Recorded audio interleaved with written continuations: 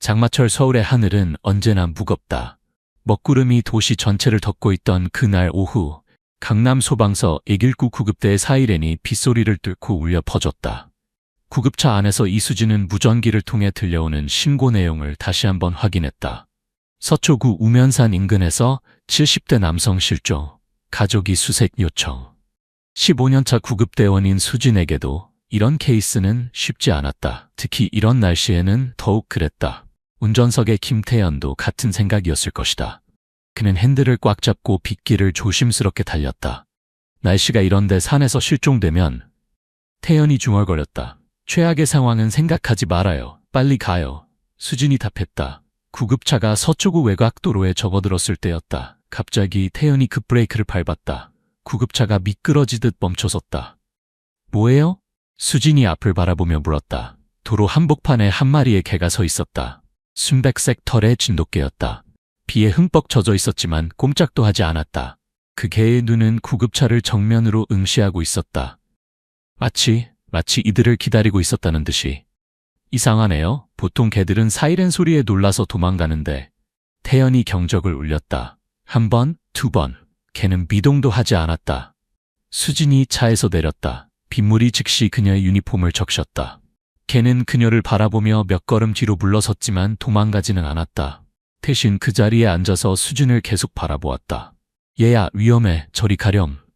수진이 부드럽게 말하며 개를 길가로 유도했다. 개는 순순히 따라왔다.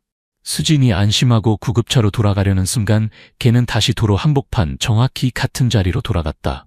그리고 다시 앉았다. 뭐야 이게? 태연도 차에서 내렸다. 수진은 뭔가 이상함을 느꼈다. 15년 동안 수많은 동물들을 만나봤지만 이런 행동을 하는 개는 처음이었다. 이 개는 단순히 길을 잃은 것이 아니었다. 분명한 목적이 있어 보였다. 잠깐만요. 수진이 다시 개에게 다가갔다. 이번에는 더 천천히, 더 조심스럽게. 개는 수진이 가까이 오자 일어섰다. 그리고 천천히 몸을 돌려 도로 옆 숲 쪽으로 몇 걸음 걸었다. 그러다가 뒤를 돌아보며 수진을 바라보았다. 그 눈빛에는 간절함이 가득했다. 따라오라는 건가? 수진이 중얼거렸다. 개는 다시 몇 걸음 더 숲 쪽으로 걸었다. 그리고 또 뒤를 돌아보았다. 수진 씨, 설마? 태연이 말했다. 직감이에요. 이 개는 뭔가를 보여주려고 해요. 수진은 결심했다. 개를 따라 숲속으로 들어갔다. 태연도 망설이다가 따라왔다. 빗소리가 나뭇잎을 때리는 소리와 섞여 더욱 요란했다. 개는 확실한 길을 알고 있는 듯 앞장섰다. 젖은 낙엽들이 발밑에서 미끄러졌고 나뭇가지들이 옷을 잡아당겼다. 하지만 개는 계속 앞으로 갔다. 가끔씩 뒤를 돌아보며 두 사람이 따라오는지 확인했다. 약 100m 정도 들어간 곳에서 개가 멈춰섰다. 그리고 낑낑거리며 특정 지점을 바라보았다. 수진이 그곳으로 다가갔을 때 심장이 멎는 줄 알았다. 소나무 몇 그루가 빗물로부터 어느 정도 보호해주는 곳에 한 남성이 쓰러져 있었다. 70대로 보이는 남성이었다. 얼굴은 창백했고 입술은 파랗게 질려 있었다. 옷은 비에 젖어 있었지만 개가 몸으로 막아서인지 완전히 젖지는 않은 상태였다. 맥박 확인. 수진이 즉시 남성에게 달려갔다. 맥박은 있었다. 약하지만 뛰고 있었다. 호흡도 얕고 불규칙했지만 멈추지는 않았다. 수진은 즉시 태연에게 소리쳤다. 119 상황실에 연락, 환자 발견했어요. 태연이 무전기를 잡고 상황을 보고하는 동안 수진은 남성의 상태를 자세히 살펴봤다. 오른쪽 팔과 다리에 힘이 없어 보였고 얼굴 한쪽이 약간 처져 있었다. 뇌졸중 증상이었다. 진돗개는 남성 곁에서 계속 낑낑거렸다. 때로는 남성의 얼굴을 핥기도 하고 때로는 구급대원들을 바라보며 더 빨리 해달라는 듯 짖기도 했다. 그 모습에서 깊은 애정과 걱정이 느껴졌다. 이 개가 주인을 지키고 있었나 봐요. 수진이 말했다. 얼마나 오랫동안? 태연이 물었다. 적어도 몇 시간은, 아니 어쩌면 하루 이상일지도 모르겠어요. 두 사람은 조심스럽게 남성을 들것으로 옮겼다. 진돗개는 그 과정을 한순간도 놓치지 않고 지켜봤다. 들것이 구급차로 향할 때 개도 바짝 따라붙었다. 구급차 문 앞에서 개가 뛰어 올라가려 했다. 수진이 잠시 망설였다. 규정상 반려동물을 태울 수는 없었다. 하지만 올라와. 수진이 문을 열어주었다. 개는 마치 허락을 기다렸다는 듯 조용히 올라왔다. 그리고 남성의 발치에 몸을 웅크렸다. 구급차가 병원을 향해 달리는 내내 걔는 남성의 얼굴에서 눈을 떼지 않았다. 제3장 병원에서의 기다림. 서울아산병원 응급실에 도착하자마자 의료진이 환자를 이송했다. 응급의학과 박민수 교수가 직접 진료를 맡았다. 뇌졸중이 많네요. CT 결과 좌뇌에 혈전이 있어요. 다행히 발견이 빨라서 치료 골든타임을 놓치지 않았습니다. 박 교수가 설명했다. 만약 늦었다면? 수진이 물었다. 30분만 늦었어도 위험했을 겁니다. 누가 이분을 발견했나요? 수진과 태연은 서로 바라봤다. 그리고 동시에 응급실 밖을 바라봤다. 진돗개가 자동문 앞에 앉아 있었다. 정확히는 저 개가 발견했습니다. 박 교수는 놀란 표정으로 개를 바라봤다. 개가요? 수진이 그날의 일을 자세히 설명했다. 도로를 막고 선개, 숲속으로 안내한 일, 환자를 지키고 있던 모습까지. 박 교수는 들을수록 놀라워했다. 놀랍네요. 정말 놀라워요. 환자는 박종습 2세로 확인됐다. 은퇴한 중학교 국어교사였다. 가족들이 하루 종일 찾아다니고 있었는데 병원 연락을 받고 부인 김영희 씨가 급히 달려왔다. 여보가 어제 아침에 백구와 산책을 나갔다가 안 돌아왔어요. 영희가 울먹이며 말했다. 밤새 찾아다녔는데. 백구요? 수진이 물었다. 저희 개 이름이에요. 진돗개인데 여보가 12년 전에 강아지 때부터 키웠어요. 수진이 밖을 가리켰다. 혹시 저 개가? 영희가 창문 너머로 백구를 보자마자 눈물을 터뜨렸다. 백구야! 정말 백구야! 하지만 백구는 영희가 부르는 소리에도 자리를 뜨지 않았다. 병원 안쪽만 바라보며 앉아 있었다. 그 후 며칠 동안 백구는 병원을 떠나지 않았다. 비가 와도 바람이 불어도 응급실 입구에서 기다렸다. 병원 직원들이 음식을 가져다 줘도 수진이나 태연이 보는 앞에서만 먹었다. 마치 이들을 신뢰하는 것 같았다. 정말 신기한 개예요. 간호사 정미영이 말했다. 밤에도 저기서 자는데 눈은 항상 병원 쪽을 향하고 있어요. 주인을 기다리는 거겠죠. 수진이 대답했다. 그런데 저 개가 어떻게 도로에서 구급차를 세울 생각을 했을까요? 그것은 모든 사람이 궁금해하는 점이었다. 백구는 어떻게 도움을 요청해야 할지 알았을까? 어떻게 구급차가 자신이 원하는 바로 그 도움인지 알았을까? 사흘째 되는 날, 종수가 중환자실에서 일반 병실로 옮겨졌다. 의식은 점차 또렷해졌지만 아직 말하기는 힘들어했다. 뇌졸중의 후유증으로 우반신에 마비가 있었다. 수진과 태현, 그리고 병원 직원들이 병원장에게 특별한 부탁을 했다. 규정상 어려운 일이지만 병원장이 한참 고민했다. 이 개가 환자를 구했다니 한 번만 허용하겠습니다.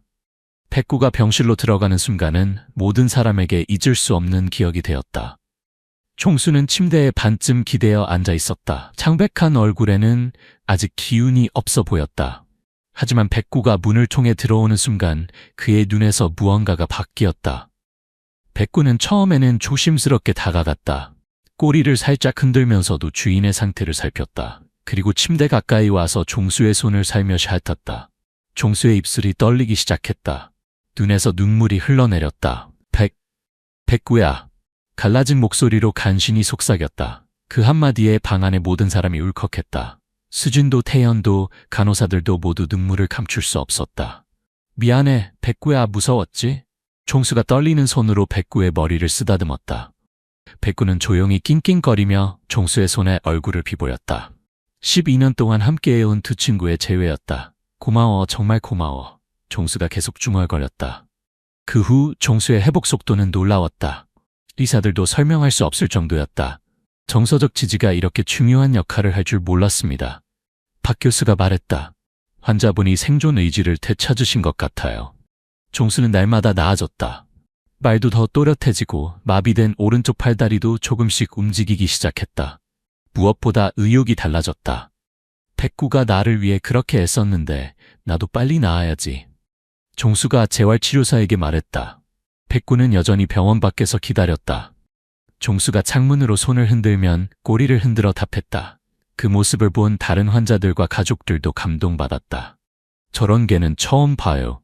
다른 환자의 가족이 말했다. 사람보다도 더 인정이 많은 것 같아요. 일주일 후 종수의 상태가 안정되어 퇴원할 수 있게 되었다. 하지만 집으로 가기 전에 해야 할 일이 있었다. 퇴원 전날 종수는 수진과 태연을 병실로 불렀다. 두 분이 없었다면 저는 지금 여기 없었을 거예요. 종수가 진심으로 말했다. 아니에요, 할아버지. 백구가 다 한 일이에요. 수진이 대답했다. 아니야. 너희가 백구 말을 들어줬잖아.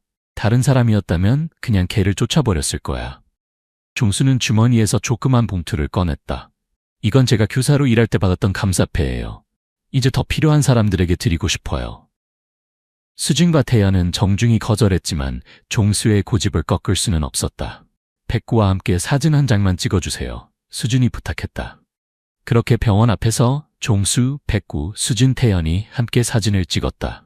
백구는 종수 옆에 앉아 꼬리를 흔들고 있었다. 퇴원 당일 종수가 휠체어를 타고 병원 문을 나서자 백구가 즉시 달려와 그의 불에 머리를 댔다. 집에 가자, 백구야. 하지만 집으로 가는 길에 종수는 한 곳에 들러야 했다. 바로 그날 백구가 자신을 발견한 숲이었다. 여기서 잠깐 멈춰주세요. 종수가 영희에게 말했다. 차에서 내린 종수는 지팡이를 짚고 천천히 그곳으로 걸어갔다. 백구가 바짝 붙어서 함께 걸었다. 여기가 내가 쓰러진 곳이구나. 종수가 중얼거렸다. 소나무 밑에 그 자리. 낙엽들이 쌓여있고 아직도 비온 흔적이 남아있었다. 백구야, 정말 고생했구나. 얼마나 무서웠겠어. 백구는 그 자리에서 한 바퀴 돌더니 종수를 올려다박았다. 마치 이제 걱정하지 마세요라고 말하는 것 같았다. 집으로 돌아온 후 종수의 재활은 계속되었다. 매일 물리치료를 받고 언어치료도 받았다. 백구는 언제나 그의 곁에 있었다. 백구가 있으면 치료도 더 잘 되는 것 같아요. 방문 간호사가 말했다. 실제로 종수의 회복 속도는 놀라웠다. 6개월 후에는 지팡이 없이도 걸을 수 있게 되었고 말도 거의 정상으로 돌아왔다. 어느 날 종수는 백구와 함께 동네 산책을 나갔다. 예전처럼은 아니지만 천천히 함께 걸을 수 있게 된 것이다. 할아버지, 동네 아이들이 달려왔다. 백구 아저씨, 백구의 이야기는 이미 동네 전체에 퍼져 있었다. 아이들은 백구를 영웅처럼 여겼다. 백구가 정말 할아버지를 구했어요? 한 아이가 물었다. 그래, 맞아. 종수가 무릎을 굽혀 아이와 눈높이를 맞췄다. 어떻게요? 사랑으로. 그로부터 1년이 지났다. 종수는 거의 완전히 회복되었고 백구는 여전히 그의 최고의 친구였다. 어느 봄날 수진과 태연이 종수를 찾아왔다. 안녕하세요, 할아버지. 수진이 밝게 인사했다. 어머, 수진씨, 태연씨, 반가워요. 그들은 집 앞 마당에 앉아 차를 마시며 그날의 이야기를 다시 했다. 그때 정말 신기했어요. 태연이 말했다. 백구가 어떻게 우리가 구급차라는 걸 알았을까요? 글쎄요, 걔들은 사람보다 더 많은 걸 알고 있는 것 같아요. 종수가 대답했다. 백구는 그들 옆에 앉아 꼬리를 천천히 흔들고 있었다. 백구 덕분에 우리도 많이 배웠어요. 수진이 말했다. 때로는 예상치 못한 곳에서 기적이 온다는 것을요. 그리고 진정한 사랑이 무엇인지도요. 태연이 덧붙였다. 몇 년이 더 흘렀다. 종수는 이제 15세가 되었지만 여전히 건강했다. 백구도 나이가 들어 예전만큼 활발하지는 않았지만 여전히 종수의 곁을 지켰다. 어느 저녁 종수는 일기장에 썼다. 백구를 만난 지 벌써 15년이 되었다. 이 녀석이 내 생명을 구한 그날을 어떻게 잊을 수 있겠는가. 하지만 백구가 구한 것은 내 생명뿐만이 아니었다. 내 마음, 내 희망, 내 사랑하는 능력까지 모두 구해주었다. 사람들은 백구가 영웅이라고 한다. 맞다. 하지만 백구에게 영웅이 된다는 것은 특별한 일이 아니었을 것이다. 그냥 사랑했을 뿐이다. 조건 없이 끝까지. 진정한 사랑이란 이런 것이구나. 포기하지 않는 것, 끝까지 함께하는 것, 그리고 필요할 때 기적을 만들어내는 것. 창밖으로 달빛이 비치고 있었다. 백구는 종수의 발치에서 조용히 잠들어 있었다. 종수는 백구의 머리를 부드럽게 쓰다듬었다. 고마워, 백구야. 나를 구해줘서. 나에게 사랑이 무엇인지 가르쳐줘서. 그들의 이야기는 지금도 계속되고 있다. 매일매일 사랑으로. 그리고 언젠가 다른 누군가에게도 기적이 필요할 때 또 다른 백구가 나타날 것이다. 왜냐하면 진정한 사랑은 결코 죽지 않기 때문이다.